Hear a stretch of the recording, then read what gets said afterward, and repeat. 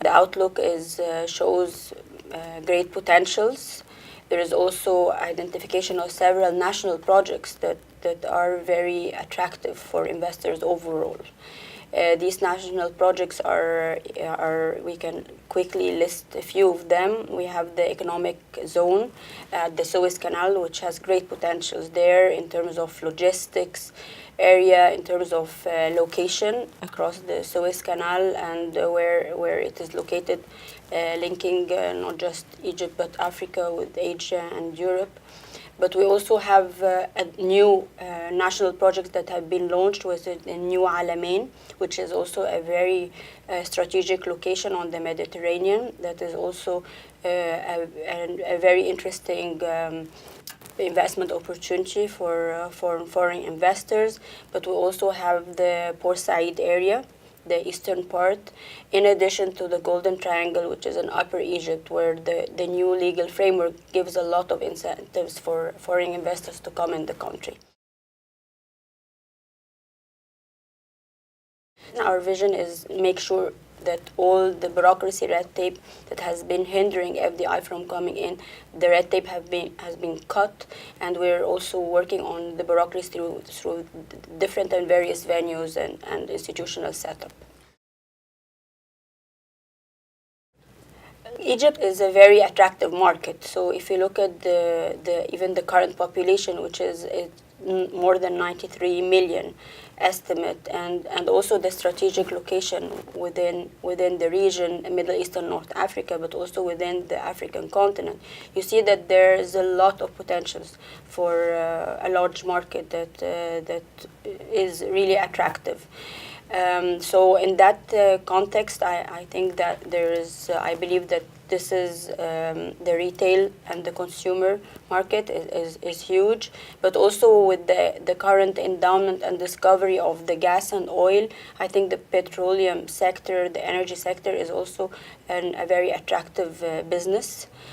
Another sector that I think would be also has great potential is transportation, all the connectivity, because I look at the new capital and I look at the new locations, the new Alamein. So I think connectivity also with the continents and the regions around us would help to transportation and making use of the technology and the advancement here in the US. I think that's another sector that I believe would also have business opportunities. Egypt has launched a comprehensive economic reform program. It's bold reforms. I mean, President Abdel Fattah el-Sisi have been very courageous and have taken measures knowing that these would reap a lot of benefits in the medium term and the long run. We're working on several fronts. So on first area is removing all the bureaucracy and cutting off the red tape through a very conducive legal and regulatory framework. So we're working on an investment law. We're working on bankruptcy and insolvency law because you want easy entry, easy exit. We're also working on many laws that would improve the access to finance. So we're amending the stock market law, financial leasing, factoring, microfinance. That's the very first microfinance law that would allow NGOs and civil society to play an active role in improving entrepreneurs' access to finance. So that's where we are on the legal and regulatory framework, a parcel of reforms that would definitely improve the business environment.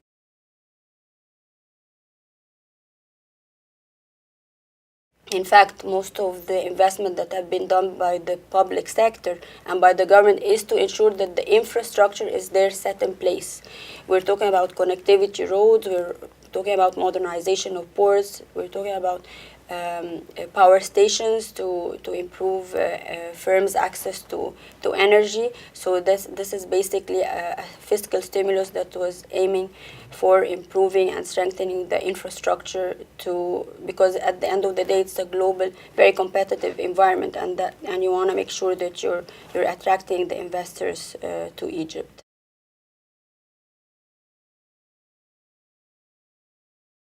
One thing I want to highlight here is both nations have a lot of common interest. We share same challenges on many fronts. So economic cooperation is something that both countries believe in and are committed to also address and achieve. We're aiming to achieve sustainable and inclusive economic growth, and that would only happen through the active participation of the private sector. That's the best way to create jobs, and that's our ultimate objective. And in that context, we are having extensive discussions with the different institutions on how to make sure the U.S. investors do come in the country and to help us also achieve these goals.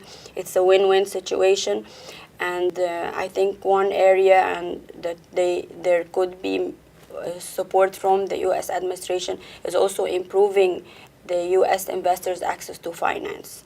Especially, we're very much keen on bringing the industry in, and industries require long-term funding and a concessional term. And I think here in the U.S. you have several financial institutions, whether international financial institutions or even ones that are here national bodies such as IFI, such as the World Bank, the International Financial Corporate, or like the Exim Bank, and also APIC that I've been having extensive discussions with, and I think they can be a good instrument to allow these firms to move fast also in making use of the investment opportunities available.